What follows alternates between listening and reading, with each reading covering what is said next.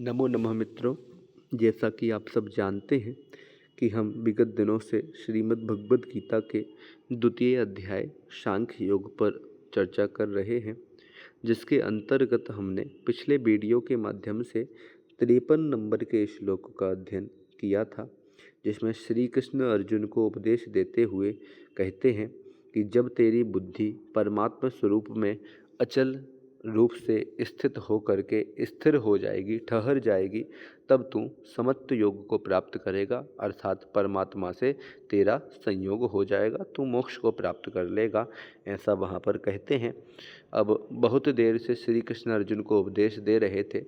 अब अर्जुन यहाँ पर एक प्रश्न श्री कृष्ण से पूछते हैं और वो प्रश्न स्वरूपी ही यहाँ पर 54 नंबर का श्लोक प्रसंग प्राप्त है, जिसका पाठ हम यहाँ से कर रहे हैं। इसमें अर्जुन श्री कृष्ण से कह रहे हैं, स्थित प्रज्ञस्य का भाषा समाधिस्तस्य केशवा, समाधिस्थस्य केशवा, स्थितिधि किं प्रभाषेत, किमासीत ब्रजेत किम।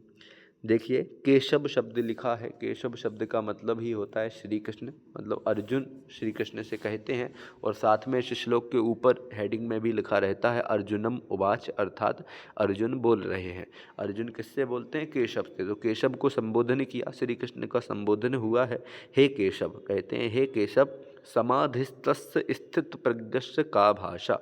लिखा समाधिस्थस्य। समाधिस्थस्य का मतलब क्या होता है कि जो समाधि में स्थित है वह समाधिस्थस्य होता है, कि समाधि में स्थित प्रज्ञस्य, अर्थात स्थित प्रज्ञ, अर्थात जिसकी स्थित बुद्धि वाले पुरुष। स्थित प्रज्ञ किसे कहा गया है? कि जिसकी बुद्धि समाधि में स्थित हो गई है, ऐसे स्थित बुद्धि वाले पुरुष का। समाधि मतलब परमात्मा, एक प्रकार से समाधि अर्थात यहाँ पर सब जगह परमात्मा लिया कि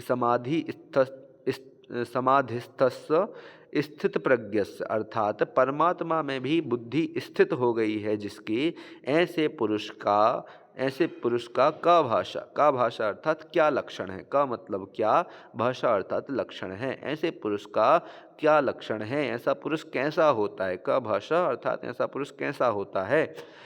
फिर कहते हैं स्थित धी। स्थित धी का मतलब स्थिर बुद्धि वाले जो पुरुष होते हैं। स्थित धी, स्थित मतलब स्थिर, स्थित, और धी मतलब होता है बुद्धि। तो स्थिर बुद्धि वाले, स्थित मतलब यहाँ पर स्थिर शब्द लिया और धी मतलब लिया बुद्धि। तो जिसकी बुद्धि स्थिर हो गई हो, ऐसे पुरुष किम प्रभाषेत। किम प्रभाषेत का मतलब किम अर्थात कैसे, प्रभाषेत अर्थात बोलता है, कि जिसकी बुद्धि स्थिर हो गई हो ऐसा पुरुष कैसे बोलता है। किम आसीत। किम आसीत मतलब कैसे बैठता है। किम ब्रजेत। किम ब्रजेत मतलब कैसे चलता है। तो अर्जुन श्री कृष्ण से पूछते हैं, क्योंकि श्री कृष्ण ने इसके पिछले ही श्लोक में ये कहा था कि जिसकी बुद्धि स्थिर हो जाती है वो परमात्मा को प्राप्त करता है, समत्व योग को प्राप्त करते हैं। तो अर्जुन पूछते हैं कि वो स्थिर बुद्धि वाला पुरुष होता कैसा है, उसका लक्षण कैसा होता है, वो चलता कैसे है, वो बैठता कैसे है। तो क्या कहा इस श्लोक में, हे केशव, समाधिस्थस्य स्थित प्रज्ञस्य का भाषा। समाधि में स्थित प्रज्ञ की, स्थिर बुद्धि वाले पुरुष की, स्थिर बुद्धि वाले पुरुष की कैसी भाषा होती है, क्या लक्षण होता है। स्थित दी किम प्रभाषेत, अर्थात स्थित दी अर्थात स्थिर बुद्धि वाला जो पुरुष है वो किम प्रभाषेत अर्थात क्या बोलता है। किम आसीत अर्थात कैसे बैठता है। किम विजेत अर्थात कैसे चलता है। ऐसा इन्होंने प्रश्न किया। किसने? अर्जुन ने श्री कृष्ण से प्रश्न किया। यहाँ पर विशेष शब्दों में कुछ व्याकरणिक शब्द हैं। प्रभाषेत शब्द है प्रा उपसर्ग पूर्वक भाष धातु में, जब विधिलिंग लकार के लट लकार में, विधिलिंग लकार में हम जब प्रथम पुरुष एक वचन का रूप बनाएंगे तो प्रभाषेत ही बनेगा।